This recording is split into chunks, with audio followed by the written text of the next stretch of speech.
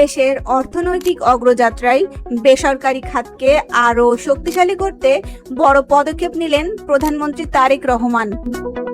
আজ শনিবার সকালে প্রধানমন্ত্রীর কার্যালয় তেজগাঁওয়ে অনুষ্ঠিত হয়েছে বেসরকারি খাত উপদেষ্টা পরিষদের প্রথম সভা। বৈঠকে সভাপতিত্ব করেন স্বয়ং প্রধানমন্ত্রী। সভায় দেশের বর্তমান ব্যবসা বাণিজ্য পরিস্থিতি, বিনিয়োগ বৃদ্ধি এবং শিল্পোন্নয়নের পথে থাকা বাধাগুলো নিয়ে বিস্তারিত আলোচনা হয়। প্রধানমন্ত্রী তার বক্তব্যে স্পষ্ট করেছেন, দেশের জিডিপি প্রবৃদ্ধি ও কর্মসংস্থান বৃদ্ধিতে বেসরকারি খাতের ভূমিকা অপরিসীম। তিনি ব্যবসায়ীদের আশ্বস্ত করেন যে সরকার টেকসই অর্থনৈতিক কাঠামো তৈরিতে কাজ করছে এবং ব্যবসায়িক পরিবেশ সহজ করতে প্রয়োজনীয় সব নীতি সহায়তা দেওয়া হবে।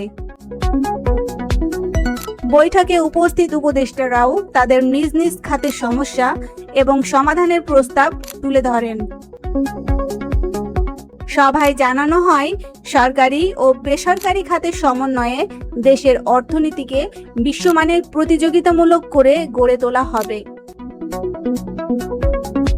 উপদেষ্টা পরিষদের এই প্রথম বৈঠকটি দেশের আগামীর অর্থনৈতিক রোডম্যাপ তৈরিতে একটি মাইলফলক হিসেবে দেখা হচ্ছে।